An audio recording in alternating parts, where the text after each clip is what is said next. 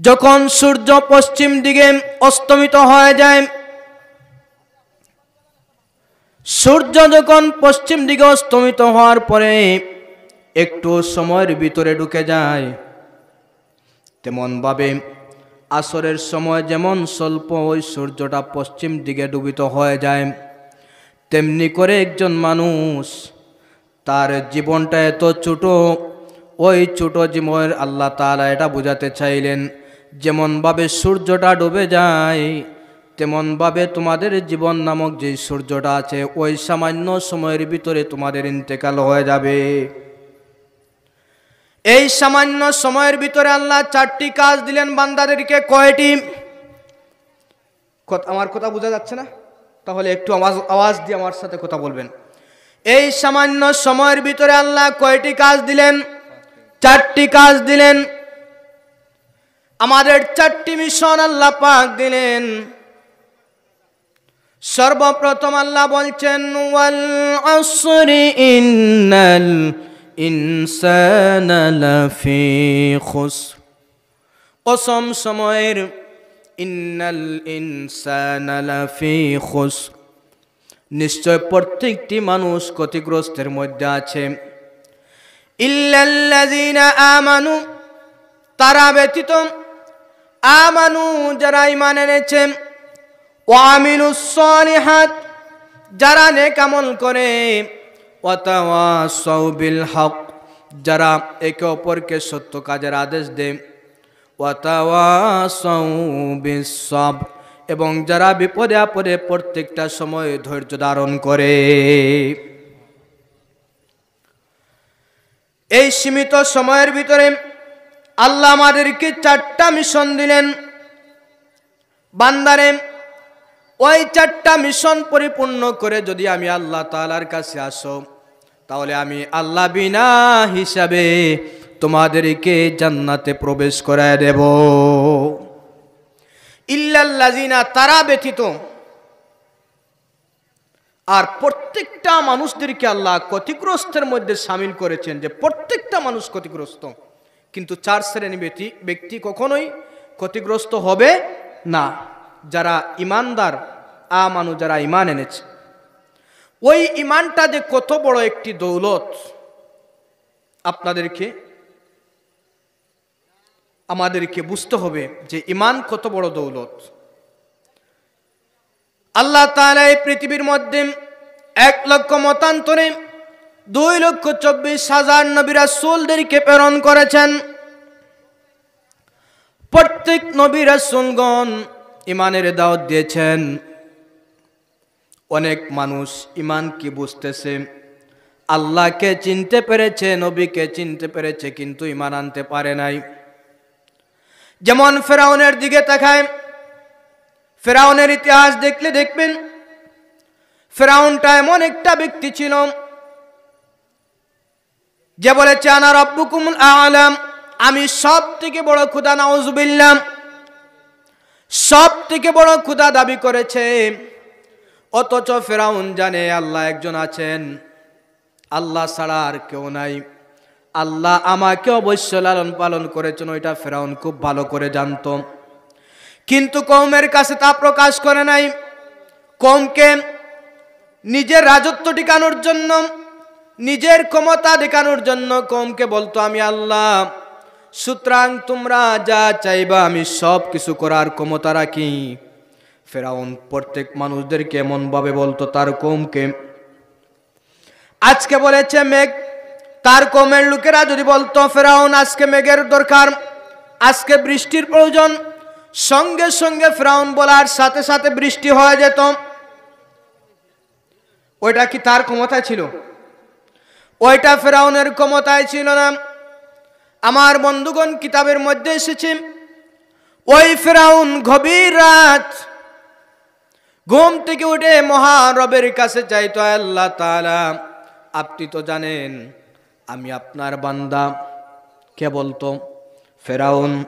ফেরাউন আল্লাহকে বলতো, আপনি জানেন আমি আপনার বান্দা, কিন্তু আগামীকাল যখন বৃষ্টির কথা বলবো আল্লাহ, সঙ্গে সঙ্গে আপনি বৃষ্টি দিয়ে দেন।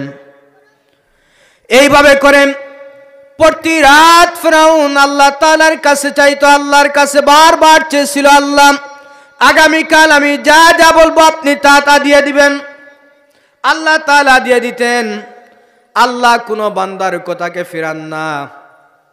তার কারণ হচ্ছে আল্লাহ তার বান্দাকে বড় মায়া করে মহব্বত করে সৃষ্টি করেছেন। ওই ফিরাউন জানতো আল্লাহ একজন আছেন, মুসা নবী সত্য নবী, তাতে কোনো সন্দেহ নাই। কিন্তু এরপরেও ইমানে ফিরাউনের ভিতরে ঈমান ছিল না, তার কপালে ঈমান ছিল না। এজন্য ফিরাউন আল্লাহর নবী মুসা নবীর উপর ঈমান আনতে পারে নাই। তাহলে ফিরাউন জানতো কিনা আল্লাহ একজন আছেন? জানতো, খুব ভালো করে জানতো। অপর দিকে আসেন আবু তালেব, নবীজির আপন চাচা ছিলেন। শুধু চাচা নাম, আবু তালেব এমন একজন ব্যক্তি ছিলেন যিনি বাবা যেমন করে সন্তানদেরকে লালন পালন করে, আবু তালেব আমার নবী মুহাম্মদুর রাসূলুল্লাহ সাল্লাল্লাহু আলাইহি সাল্লামকে লালন পালন করছেন।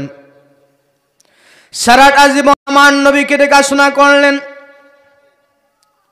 কিন্তু ইন্তেকালের মুহূর্তে আমার নবী আবু তালিবের কাছে গিয়ে বলেন, চাচা যান, আপনি যদি ঈমান আনেন আমি আল্লাহ তাআলার কাছ থেকে, আল্লাহর কাছে আমি আপনার বিষয় দেখব, আপনার বিষয় আমি আল্লাহর কাছে চাইব, আমি আপনার হয়ে আল্লাহ তাআলার কাছে ক্ষমা চাইব, এরপরে আপনি কালেমা পড়ে নেন। আবু তালিব কি জবাব দিয়েছেন জানেন? আবু তালিব জবাব দিলেন, সারাটা জীবন বাপ দাদার ধর্ম পালন করেছি, শেষ মুহূর্তে আমি নষ্ট হতে চাই না। অথচ ওই আবু তালিব মৃত্যুর সময়টা ঈমান আনে নাই। খুব ভালো করে জানতেন আল্লাহর নবী সত্য নবী, তাতে কোনো সন্দেহের অবকাশ নাই। নবীর থেকে শ্রেষ্ঠ নবী আর কেউ নাই। আল্লাহর নবীর থেকে শ্রেষ্ঠ নবী তিনি তো এমন একজন নবী ছিলেন। আবু তালিব বলেন, আমার ভাতিজা মুহাম্মদকে কোনোদিন কোনো মানুষকে গালি দিতে দেখি নাই, আমার ভাতিজা মুহাম্মদ কাউকে কোনোদিন কষ্ট দেয় নাই, কোনোদিন মিথ্যা কথা বলে নাই। এরপরে আবু তালিব জানতেন খুব ভালো করে আল্লাহর নবী সত্য নবী, কিন্তু কপালে না থাকার কারণে তিনি ঈমান আনতে পারেন নাই। তার কারণ ঈমান কপালে নাই। আমরা তো বড় সৌভাগ্যবান, বাপ দাদা 14 শ্রী মুসলমান, ঠিক কিনা বলেন? এজন্য আমরাও মুসলমান। আপনাদেরকে ঈমান যে কত বড় দৌলত এটা বুঝাইতে চাইছি। অপর পক্ষে একজন ইহুদি যুবক প্রতিদিন আল্লাহর নবীর সামনে বসে থাকত। বিশ্বনবী মুহাম্মদুর রাসূলুল্লাহ সাল্লাল্লাহু আলাইহি সাল্লাম আলোচনা করতেন, সকল সাহাবীরা শুনতেন। ইহুদি যুবক প্রতিদিন সাহাবায়ে কেরামদের সাথে এসে আমার নবীর আলোচনাগুলো শুনত। হঠাৎ করে একদিন আমার নবী তাকায় দেখেন ওই যুবক লোকটা দেখা যায় না। আমার নবী সাহাবায়ে কেরামদেরকে ডাকতে বললেন, এ সাহাবায়ে কেরামরা, প্রতিদিন যে যুবকটা বসে থাকত আজকে ওই যুবকটা কোথায়, তাকে দেখা যায় না কেন? সাহাবায়ে কেরামরা বললেন, ইয়া রাসূলুল্লাহ, ইয়া হাবিবাল্লাহ, ওগো আল্লাহর নবী, প্রতিদিন যেই যুবকটা আপনার আলোচনা শুনতো ওই যুবকটা আজকে প্রচন্ড অসুস্থ হয়ে গেছে, যার কারণে আজকে আসতে পারে নাই গো নবী। আমার নবী সঙ্গে সঙ্গে সাহাবায়ে কেরামদেরকে বললেন, সাহাবীরা, আমার যে যুবক ইহুদিটা আজকে অসুস্থ হয়ে গেছে আমি তাকে দেখতে যাব। আল্লাহর নবী সাহাবায়ে কেরামদেরকে নিয়ে দেখতে গেলেন। যেই যুবকটা একদিন এক রাত থেকে বিছানা থেকে শোয়া থেকে দাঁড়াইতে পারে নাই, বসতে পারে নাই, আমার নবী ঘরে ঢুকার সাথে সাথে ওই যুবকটা দাঁড়াইয়া আমার নবীকে সালাম জানায়। সুবহানাল্লাহ। আমার নবীজি গেলেন, যুবকটা দাঁড়াইয়া গেল। ওই যুবকটা বারবার আল্লাহর নবীর দিকে তাকায়, আরেকবার তার আপন বাবার দিকে তাকায়, কোনো কথা বলে না। আমার নবী এক পর্যায়ে উঠে বললেন, এ যুবক, আমি যদিও নবী, তুমি প্রতিদিন আমার আলোচনা শুনেছ, কিন্তু কঠিন হাসরের ময়দানে আমি তোমাকে কোনো সাহায্য করতে পারবো না। ওই যুবকটা আশ্চর্য হয়ে গেল। একবার নবীজির দিকে তাকায়, আর একবার আপন বাবার দিকে তাকায়। হঠাৎ করে বাবা বললেন, ও আমার কলিজার টুকরা সন্তান, তোমার মৃত্যুর সময়টা চলে এসেছে, সুতরাং এই মুহূর্তে আর তুমি অন্যদিকে তাকাইও না। এই মুহূর্তে আখেরি জামানার পয়গম্বর এসেছেন, তার হাতে কালেমা পড়ে মুসলমান হয়ে যাও। সঙ্গে সঙ্গে ওই যুবকটা আল্লাহ নবীর দিকে তাকায়, নবীকে বলে, ইয়া রাসূলুল্লাহ, ওগো আল্লাহর নবী, আপনার পবিত্র হাত মুবারক বাড়ায়া দেন। আল্লাহর নবী হাত মুবারক বাড়ায়া দিলেন। হাত মুবারক বাড়ায়া দেওয়ার সাথে সাথে ওই যুবকটা বলে, ইয়া রাসূলুল্লাহ, এই মুহূর্তে আপনি আমাকে কালেমা পড়ায়া দেন, লা ইলাহা ইল্লাল্লাহু মুহাম্মাদুর রাসূলুল্লাহ সাল্লাল্লাহু আলাইহি ওয়াসাল্লাম। ওই যুবকটা কালেমা পড়ে মুসলমান হয়ে গেল। আমার নবী চলে যাচ্ছেন, ঠিক সেই মুহূর্তে একজন সাহাবী দাঁড়ায় বললেন, ইয়া রাসূলুল্লাহ, আপনার যে যুবক সাহাবী কিছুক্ষণ আগে আপনি কালেমা পড়িয়েছিলেন, ওই যুবক সাহাবী ইন্তেকাল করেছেন। আমার নবী সাহাবায়ে কেরামদেরকে বললেন, সাহাবীরা যাও, আমার ওই যুবক সাহাবীর গোসল করাও, কাফন দাফনের ব্যবস্থা করো। আমি নবী ওই সাহাবীর জানাজার নামাজের ইমামতি করতে চাই। ওই যুবকটা ইন্তেকাল করলেন, আমার নবী জানাজার নামাজের ইমামতি করলেন। আমার নবীজি কবরে নামলেন, নিজ হাত মুবারক দ্বারা কবরে শয়া দিলেন। ওই যুবক সাহাবী জীবনে একটা ওয়াক্ত নামাজ পড়েন নাই, সদকা করেন নাই, যাকাত দেন নাই, একটাও রোজা রাখেন নাই, হজ করেন নাই, কোনো কিছু করেন নাই, কিন্তু ইন্তেকালের সময় কালেমা পড়ে মুসলমান হয়ে ইন্তেকাল করেছেন। সুবহানাল্লাহ। কারণ কি? কপালে কি ছিল? ঈমান ছিল। সুবহানাল্লাহ পড়েন। ওই ঈমানটা হচ্ছে সবথেকে বড় দৌলত। ওই ঈমানটা যে ব্যক্তি নিয়ে যে কবরে যেতে পারবে, আল্লাহ পাক তাকে জান্নাত নসিব করাবেন। আবু জাহেল আমার নবীজির কাছে সব সময় থাকতো, আল্লাহর নবীর জবান থেকে কুরআনুল কারীম শুনতাম। আবু জাহেল খুব ভালো করে জানে আমার নবী সত্য নবী, তাতে কোনো সন্দেহের অবকাশ নাই, কিন্তু কি ঈমান এনেছে? ঈমান আনতে পারে নাই। একটা সিম্পল উদাহরণ দিচ্ছি ভালো করে বোঝার জন্য। আবু জাহেল সহ তার দলবল সকলকে নিয়ে ইহুদিদের কাছে গেল। ইহুদি পণ্ডিতদের কাছে গিয়ে বলে, পণ্ডিতেরা, মক্কার জমিনে এমন একজন ব্যক্তি এসেছেন যিনি নিজেকে নবী দাবি করছেন। তিনি নিজেকে নবী দাবি করছেন, তার নাম হচ্ছে মুহাম্মদ। তিনি সত্য নবী কিনা আমরা জানতে চাই, বুঝতে চাই। ইহুদি পণ্ডিতরা বলল, তোমরা ওই ব্যক্তিকে 3টি প্রশ্ন করবা, যদি 3টি প্রশ্নের উত্তর দিয়ে দিতে পারেন তাহলে নিঃসন্দেহে তিনি নবী, আর যদি উত্তর না দিতে পারেন তিনি মিথ্যা নবী, তিনি নবী নন। প্রথম প্রশ্ন তোমরা প্রশ্ন করবা, 1 নম্বর রুহু সম্পর্কে, রুহুটা কি। 2 নম্বর হচ্ছে ওই ব্যক্তি সম্পর্কে প্রশ্ন করবা যে ব্যক্তি গোটা পৃথিবী শাসন করেছেন, গোটা পৃথিবীর মধ্যে শাসন করেছেন, ওই ব্যক্তির নাম কি, ওই ব্যক্তির মিশন কি। 3 নম্বর প্রশ্ন হলো ওই 7 জন যুবক সম্পর্কে প্রশ্ন করবা, যেই 7 জন যুবক একটা গুহার ভিতরে ঢুকেছে, কি জন্য ঢুকেছে, তার কারণ কি, ওই 7 জনের মিশন কি ছিল।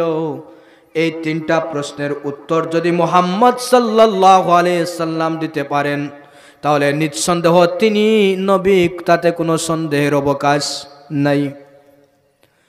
আবু জাহেল সদল বল সকলে আল্লাহর নবীকে প্রশ্ন করলাম, 3টি প্রশ্ন করলাম। আমার নবী 3টি প্রশ্ন দেওয়ার জন্য প্রস্তুত হয়ে গেলেন। আকাশের দিকে তাকিয়ে আছেন, কোন সময় ওহী নাজিল হয়ে যায়। হঠাৎ করে ওহী নাজিল হয়ে গেল। আল্লাহ 3টি প্রশ্নের উত্তর দিতে গিয়ে আল্লাহ সূরাতুল কাহাফ নাজিল করে দিয়েছেন। সূরাতুল কাহাফ নাজিল হয়ে গেল। 3টি প্রশ্নের উত্তর সুন্দর করে আল্লাহ নবী উপস্থাপন করেছেন কাফিরদের সামনে। আবু জাহেল কি ঈমান এনেছে? আনে নাই। নবীকে বলছে 3টি প্রশ্নের উত্তর দিলে আমি ঈমান আনবো, নতুবা ঈমান আনবো না। কিন্তু ঈমান আনে নাই। তার একটাই কারণ, আল্লাহ পাক কুরআনুল কারীমের মধ্যে বলেছেন, খাতামাল্লাহু আলা কুলুবিহিম ওয়া আলা সামিইহিম ওয়া আলা আবসারিহিম খিশাওয়া। আল্লাহ পাক বলেন, আমি কাফিরদের অন্তরে মোহর মেরে দিয়েছি, তাদের কানের মধ্যে এমন একটা পর্দা দিয়েছি, সত্যটা শুনতে পারবে না। চোখের মধ্যে একটা পর্দা দিয়েছি, সত্যটা দেখেও দেখতে পারবে না। আর ওইগুলো হচ্ছে আবু জেহেল, আবু লাহাব। কারণ সত্য শুনেও তারা কোনোদিন আমার নবীর উপরে কালেমা পড়ে ঈমান আনতে পারে নাই। তার কারণ হচ্ছে কপালে কি নাই? ঈমান নাই। এজন্য আজকে আমরা মুসলমান হয়েছি, ঠিক কিনা বলেন? এখন আসেন, ওই ঈমানকে আল্লাহ পাক, আমার সময় একেবারেই স্বল্প হয়ে গেছে, ওই ঈমানকে আল্লাহ পাক শক্ত করতে আরেকটা বিষয় আমাদেরকে দিচ্ছেন। দ্বিতীয় মিশন কি? ওয়ামিলুস সালিহাত। আল্লাহ তাআলা দ্বিতীয় মিশন দিচ্ছেন, নেক আমল করতে হবে। সুবহানাল্লাহ। আর যারা নেক আমল করে আল্লাহ পাক তাদের সম্পর্কে বলছেন, ইন্নাল্লাযীনা আমানু ওয়া আমিলুস সালিহাতি উলাইকা হুম খায়রুল বারিয়া। সুবহানাল্লাহ পড়বেন না? আর যে সকল বান্দারা ঈমান আনে এবং নেক আমল করে, উলাইকা হুম খায়রুল বারিয়া, আল্লাহ বলেন ওই সকল বান্দাই পৃথিবীর মধ্যে সবথেকে উত্তম। সুবহানাল্লাহ। কোন সকল বান্দা উত্তম?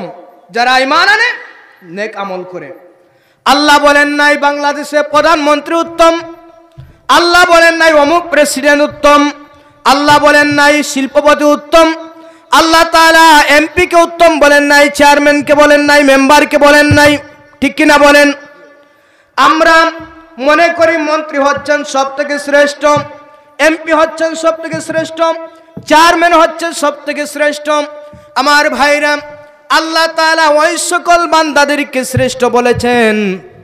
রাস্তার মুচি হতে পারে, সুইপার হতে পারে, তার ভিতরে যদি 2টা জিনিস থাকে, কয়টা জিনিস?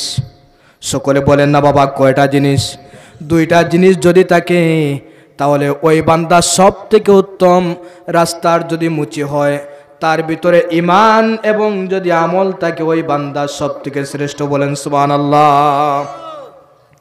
ওই 2টা জিনিস থাকলে চেয়ারম্যান হতে হয় না, মন্ত্রী হতে হয় না, শিল্পপতি হতে হয় না, আলিম হতে হয় না। ওই 2টা জিনিসই হচ্ছে সব থেকে শ্রেষ্ঠ।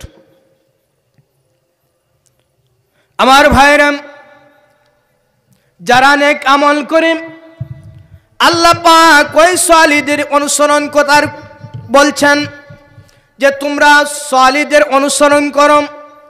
আর ওই সালিহগণ আমি আল্লাহ তাআলা তাদেরকে পুরস্কৃত করেছি। যেমন কুরআনুল কারীমের মধ্যে আল্লাহ অন্য আয়াতের মধ্যে বলছেন, ওয়ামান ইউতিইল্লাহা ওয়ার রাসূল ফাউলাইকা মাআল্লাযীনা أنعم الله من النبيين والصديقين والشهداء والصالحين وحسن أولئك رفيقا আল্লাহ বলেন ও বান্দারে আমার বান্দা শোনো আমি এই পৃথিবীর মধ্যে যাদেরকে নিয়ামত দান করেছি পুরস্কৃত করেছি তারা হচ্ছেন চারজন কয়জন চার শ্রেণীর লোকদেরকে আমি আল্লাহ নিয়ামত দান করেছি প্রথম শ্রেণীর লোক হচ্ছে মিনান নাবিয়িন যত নবী রাসূলগণ এই পৃথিবীর মধ্যে এসেছেন আল্লাহ তাদেরকে নিয়ামত দান করেছেন ওয়াস-সিদ্দিকিন যারা সত্যবাদী আছে আল্লাহ তাআলা তাদেরকে নিয়ামত দান করেছেন ওয়াস-সালিহিন আর যারা সালেহ আছে নেক আমলকারীকে আল্লাহ তাআলা পুরস্কৃত করেছেন এজন্য আল্লাহ বলেন বান্দার ওই চার শ্রেণীর লোকদেরকে অনুসরণ করো ওই চার শ্রেণীর লোকদেরকে অনুসরণ করলে আমি আল্লাহর কাছ থেকে তোমরা পুরস্কৃত হয়ে যাবে আর ওই পুরস্কারটা কি জানো আল্লাহ বলছেন ওই পুরস্কার আমি আল্লাহ তাআলার কাছে একমাত্র আমার প্রিয় বান্দাদের জন্য পুরস্কার রেখে দিয়েছি দুনিয়ার মধ্যে রাখি নাই দুনিয়ার মধ্যে হয়তো তার বিল্ডিং থাকবে না জমি জমা থাকবে না কিন্তু ঈমান ও আমল যদি নিয়ে আসতে পারে যদি সালেহ হয়ে আসতে পারে আমি আল্লাহ তার জন্য আমার অসংখ্য নিয়ামতের মধ্যে আমি আল্লাহ তাআলা আমার জান্নাতকে বান্দার জন্য রেখে দিয়েছি আল্লাহ নিয়ামতের জন্য সালিহদের জন্য আল্লাহ তাআলা কোন নিয়ামত রেখেছেন আল্লাহর জান্নাত ঠিক কিনা বলেন আল্লাহ সালিহদের শুধুমাত্র সালিহদের জন্য জান্নাত রেখেছেন কোন কাফিররা জান্নাত পাবে না কোন বেঈমান জান্নাত পাবে না ইব্রাহিম নবীর নাম আপনারা শুনেছেন যেই নবী হচ্ছেন খলিলুল্লাহ আল্লাহর বন্ধু হাসর ময়দানে বাবার জন্য আল্লাহ তাআলার কাছে চাইবেন আল্লাহ আপনি তো বলেছেন হাসরের ময়দানে আপনি আমাকে অপমানিত করবেন না আজকে আমার বাবা জাহান্নামী হয়ে যাবে এটা আমার জন্য অপমান মনে হচ্ছে আল্লাহ বলেন ইব্রাহিম শোনো যে তোমার বাবার জন্য আজকে তুমি চাইতেছো ওই বাবাটা কাফের আমি আজকে কোনো কাফিরের জন্য জান্নাত রাখি নাই আমি সকল কাফিরের জন্য জান্নাতকে হারাম করে দিয়েছি শুধুমাত্র আমার মুমিন বান্দাদের জন্য জান্নাতটা রেখে দিয়েছি এজন্য হাসরের ময়দানে কাফিররা আফসোস করতে থাকবে জান্নাতের জন্য আফসোস করবে আর আল্লাহকে বলতে থাকবে আল্লাহ আরেকবার আপনি আমাদেরকে দুনিয়ার মধ্যে দিয়ে দেন আপনার গোলামি করব আপনার নাফরমানি আর করব না জান্নাতি হয়ে আখিরাতে আসব কিন্তু আল্লাহ বলবেন ওই সময়টা ওভার হয়ে গেছে আর সুযোগ নাই আফসোস বারবার আফসোস করবে এজন্য আল্লাহ বারবার কুরআনুল কারীম দ্বারা আল্লাহ তাআলা সতর্কবাণী দিয়েছেন বান্দারে ঈমান এবং আমল নিয়ে আসো ওইগুলা যদি নিয়ে আসতে পারো আমি আল্লাহর জান্নাত পেয়ে যাবা সালিহদের কথা শুনলেন এবার আসেন এরপরে আল্লাহ তাআলা বলছেন শুধু ঈমানদার হলে হবে না সালিহ হতে হবে নেক আমল করতে হবে শুধু নেক আমল করলে হবে না 3 নাম্বার হচ্ছে ওয়াতাওয়াসাউ বিল হক আল্লাহ বলেন বান্দারে সৎ কাজের আদেশ দিতে হবে এখানেই তো আমরা দুর্বল ঠিক কিনা বলেন আজকে দেশে এত অপকর্ম হচ্ছে সৎ কাজের আদেশ দেওয়ার মতো মানুষ নাই এই গ্রামে সুদ খাওয়া হচ্ছে প্রত্যেকটা গ্রামে সুদ খাওয়া হচ্ছে কিন্তু আদেশ দেওয়ার মতো সৎ কাজের আদেশ দেওয়া অসৎ কাজের নিষেধ দেওয়ার মতো কোনো লোক পাওয়া যায় না পরিবারের মধ্যে অপরাধী কাজ হয় কিন্তু কোনো লোককে পাওয়া যায় না দেশের মধ্যে অপরাধী কাজ হয় কোন সৎ কাজের আদেশ দেওয়ার মতো লোক নাই অসৎ কাজ থেকে নিষেধ দেওয়ার মতো লোক নাই কেন নাই কারণ আমার উপরে হামলা হবে মামলা হবে ঠিক কিনা বলেন আমার ভাইরা এজন্য আল্লাহ বলেন শুধু আমলে হবে না শুধু ঈমান আনলে হবে না সাথে কি থাকতে হবে সৎ কাজের আদেশ অসৎ কাজ থেকে নিষেধ একবার আল্লাহ পাক ফেরেশতাদেরকে বললেন ও আমার ফেরেশতারা ওই গ্রামের সবাইকে ধ্বংস করে দাও আল্লাহর ফেরেশতারা ডাক দিয়ে বলেন, আল্লাহ, ওই জায়গায় তো আপনার একজন মায়ার বান্দা আছেন, আপনার একজন ওলি আছেন, যিনি প্রত্যেকটা সময় আপনার গোলামি করেন, আপনার তাসবিহ পড়েন, শুধুমাত্র আপনাকে সিজদা করেন, দুনিয়ার কোনো মানুষকে খুশি করার জন্য নয়। আমার আল্লাহ বললেন, তাকে দিয়ে শুরু করে দাও। নাউজুবিল্লাহ পড়বেন না। যে ওলি আল্লাহ, যিনি প্রত্যেকটা সময় আল্লাহর গোলামি করে, আল্লাহ বলছেন তাকে দিয়ে ধ্বংস শুরু করে দাও, তাকে আযাব প্রথমে দাও। অবাক চিত্তে প্রশ্ন করলেন ফেরেশতারা, আল্লাহ, আপনার প্রিয় বান্দাকে আপনি ধ্বংস করতে চাইছেন, তার কারণটা কি জানতে চাই। আমার আল্লাহ জবাব দিলেন, ও আমার ফেরেশতারা, ওই গ্রামের মধ্যে প্রত্যেকটা মানুষ আমার নাফরমানি করে, প্রত্যেকটা মানুষ আমার গোলামি করে না। আমি আল্লাহর বিরুদ্ধে অবস্থান নিয়েছি, কিন্তু ওইটা আমার বান্দা প্রত্যেকটা সময় আমার গোলামি করে, কিন্তু একবারও তাদেরকে আমি আল্লাহর গোলামির কথা বলে নাই এবং অসৎ কাজ থেকে বিরত রাখে নাই। কাজেই তাকে দিয়ে শুরু করো। এজন্য শুধু ঈমান এবং আমলে হবে না, আরো কিছু লাগবে। কি লাগবে? সৎ কাজের আদেশ, অসৎ কাজের নিষেধ।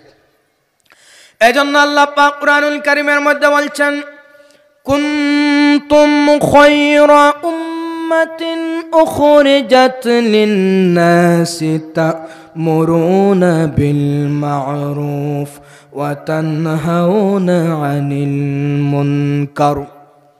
আল্লাহ পাক বলেন, উম্মতের মধ্যে সেই সকল উম্মত সবথেকে শ্রেষ্ঠ যেই সকল উম্মত সৎ কাজের আদেশ করে এবং অসৎ কাজ থেকে নিষেধ করে।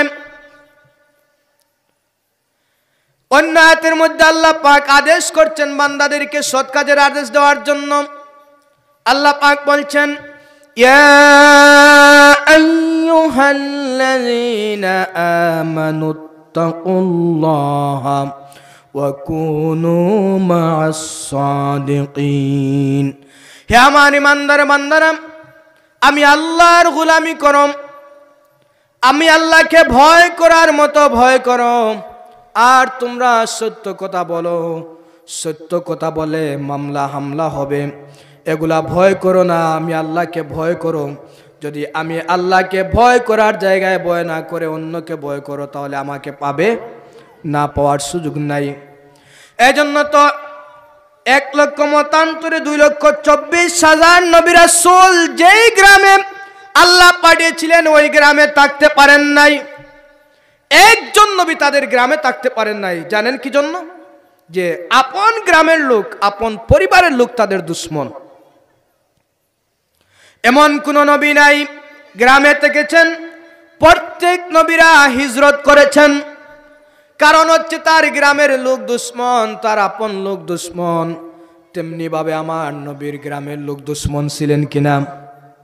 কথা বলেন না। আমার নবীর মক্কার জমিনে অবস্থান নিয়েছিলেন, তার দুশ্মন ছিলেন কিনা? তায়েফের ময়দানে আমার নবী রক্তাক্ত হয়েছিলেন কি জন্য? শুধুমাত্র আল্লাহর একত্ববাদের কথা বলার জন্য, ঠিক কিনা? শিরিক থেকে মুক্ত রাখার জন্য, শিরিকের বিরুদ্ধে কথা বলার জন্য আমার নবীকে ওরা শাস্তি দিয়েছে। একটা নয়, দুটা নয়। আমার নবী রাস্তা দিয়ে হাঁটতেন, রাস্তার মধ্যে কাঁটা যুক্ত হয়ে যেত, গাছের ডালপালাগুলা নিয়ে আসতো, ওখানে রেখে দিত যাতে আমার নবী পড়েন আর কষ্ট পান। নাউজুবিল্লাহ বলেন। তাদের উদ্দেশ্য ছিল আমার নবী যেন কষ্ট পান। আমার নবীজি মক্কা ছেড়ে মদিনায় গেলেন, একটাই কারণ ছিল সৎ কাজের আদেশ, ঠিক কিনা বলেন? অসৎ কাজ থেকে নিষেধ। এজন্য নবীজি মক্কায় থাকতে পারলেন না। তার কারণ হচ্ছে, আপনি সৎ কাজের যখন আদেশ দিবেন, অসৎ কাজের নিষেধ দিবেন, তখন দেখবেন আপনার আপনজন আপনার আপনার থাকবে না, ওরাও আপনার বিরুদ্ধে চলে যাবে।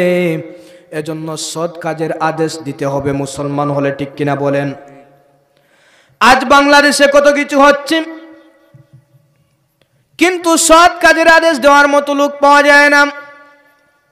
এমনি দেখবেন গীবত করার জন্য প্রত্যেকের সময় আছে বাজারে হাটে ঘাটে প্রত্যেকটা জায়গায় গীবত করে একজন আরেকজনের, কিন্তু সত্য কথা বলে না কি জন্য মার খেয়ে যাবে।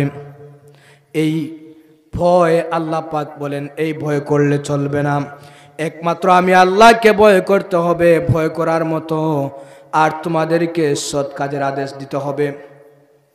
এরপরে আল্লাহ বলছেন ওয়াতাওয়াসাউ বিস-সাবর, শুধুমাত্র ঈমান আনলে হবে না, ঈমান আনতে হবে, এরপরে নেক আমল করতে হবে, এরপরে সৎ কাজের আদেশ দিতে হবে, অসৎ কাজ থেকে মানুষদেরকে বিরত রাখতে হবে।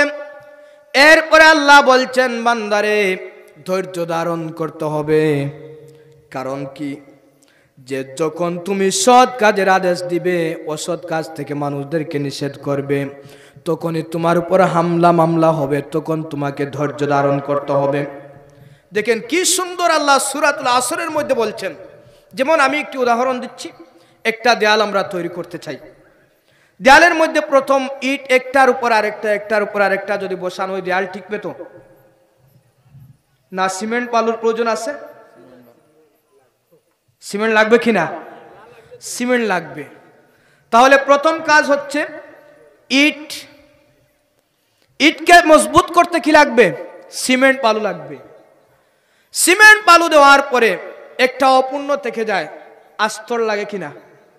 আস্তর দিলে সুন্দর হয় কিনা? সুন্দর করে আস্তর দিলেন, এরপরও কি জানি অপূর্ণ রয়ে গেছে, কোনো না কোনো কিছু লাগবে, দিলেন রং দেওয়ার পরে পরিপূর্ণ হয়ে যায়। তাহলে এখানে কয়টা লাগছে? চারটা বিষয়, চারটা বস্তু লাগছে। প্রথম হচ্ছে ইট, এরপরে ইটকে বসানোর জন্য, মজবুত করার জন্য, শক্ত করার জন্য লেগেছে কি? সিমেন্ট বালু। এরপরে ওই সিমেন্ট বালু দেওয়ার পরেও ইট দেয়াল হয়ে গেছে কিন্তু অপূর্ণতা থেকে গেছে, এখানে যদি আস্তরটা দেওয়া হয় তাহলে সুন্দর হয়ে যায়। আস্তর দিয়ে শেষ না, রং দিলে আরেকটু সুন্দর হয়ে যায়। সুবহানাল্লাহ। তেমন ভাবে আল্লাহ সূরাতুল আসরকে সাজিয়েছেন এমন ভাবে যে প্রথমে তোমাকে কি করতে হবে? ঈমান আনতে হবে। 2 নম্বর কাজ, শুধু ঈমান আনলে হবে না, ঈমানকে মজবুত করতে আমল লাগবে। 3 নম্বর কাজ, শুধু আমল করলে হবে না, তোমাকে সৎ কাজের আদেশ দিতে হবে, অসৎ কাজ থেকে বিরত রাখতে হবে, এটাও হলে হবে না। 4 নম্বর, তোমার উপর হামলা হবে, মামলা হবে, তখন তোমাকে ধৈর্য ধারণ করতে হবে। আর যদি ধৈর্য ধারণ না করো তাহলে পরিপূর্ণ ঈমানদার হতে পারবে না, সফল হতে পারবে না। হাজার বেতা বেদনার পরে ফিরে আসনি তুমি আপন ঘরে, দিনের আলো তুমি ছড়িয়ে দিতে চলে গেলে মদিনায় মক্কা ছেড়ে। হে রাসূল তোমাকে ভুলি আমি কেমন করে, হে রাসূল তোমাকে ভুলি আমি। হাজার বেতা বেদনার পরে ফিরে আসনি তুমি আপন ঘরে, দিনের আলো তুমি ছড়িয়ে দিতে চলে গেলে মদিনায় মক্কা ছেড়ে। হে রাসূল তোমাকে ভুলি আমি কেমন করে, হে রাসূল তোমাকে ভুলি আমি কেমন। কে রাখে দিন প্রচারের কাজে নিজেকে দিয়েছ বিলিয়ে, তায়েফের কাফিররা চিনল না সেই আলো, দুষ্ট ছেলেদের পিছু দিল লেলিয়ে। কত বিকত হয়ে পাথরের আঘাতে, কত বিকত হয়ে সারা শরীর থেকে রক্ত ঝরে। হে রাসূল তোমাকে ভুলি আমি কেমন করে, হে রাসূল তোমাকে ভুলি আমি কেমন করে। হাজার বেতা বেদনার পরে ফিরে আসনি তুমি আপন ঘরে, দিনের আলো তুমি ছড়িয়ে দিতে চলে গেলে মদিনায় মক্কা ছেড়ে, হে রাসূল তোমাকে ভুলি আমি কেমন করে, হে রাসূল তোমাকে ভুলি আমি কেমন করে। তাহলে এই সময়টা আমাদের অত্যন্ত গুরুত্বপূর্ণ। বিজ্ঞান বিভিন্ন জিনিসের তথ্য বের করেছে, আজ পর্যন্ত বিজ্ঞান সময়ের ব্যাখ্যাটা দিতে পারে নাই। সুবহানাল্লাহ পড়বেন না? অনেক কিছুর ব্যাখ্যা দিয়েছে, আজ পর্যন্ত সময়টা যে কি ওইটার পরিপূর্ণ ব্যাখ্যা দিতে পারে নাই।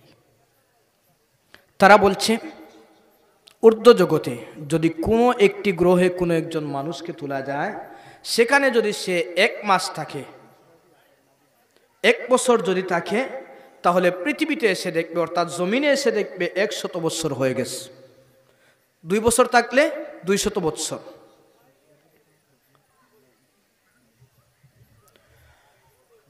সময়ের বিজ্ঞান 1500 বছর পরে বলেছেন, 1500 বছর পরে বিজ্ঞান সময়ের ব্যাখ্যা বলেছে, কিন্তু 1500 পূর্বে আল্লাহ পাক আমাদেরকে কুরআনুল কারীম কি সুন্দর করে সময়ের ব্যাখ্যাটা দিয়েছে। সুবহানাল্লাহ পড়েন। আল্লাহ পাক বলেন, তা'রুজুল মালাইকাতু ওয়ার রূহু ইলাইহি ফি ইয়াউমিন কানা মিকদারুহু 50,000 সানা। আল্লাহ পাক বলেন দুনিয়ার 50,000 বছরের সমান হাসর ময়দানের একদিন। সুবহানাল্লাহ পড়েন। দুনিয়ার 50,000 বছরের সমান হচ্ছে হাসর ময়দানের একদিন। তাহলে বিজ্ঞান যেখানে ফেল হয়, সেখানে কুরআনুল কারীমের অ্যাকশন শুরু হয়। সুবহানাল্লাহ পড়েন।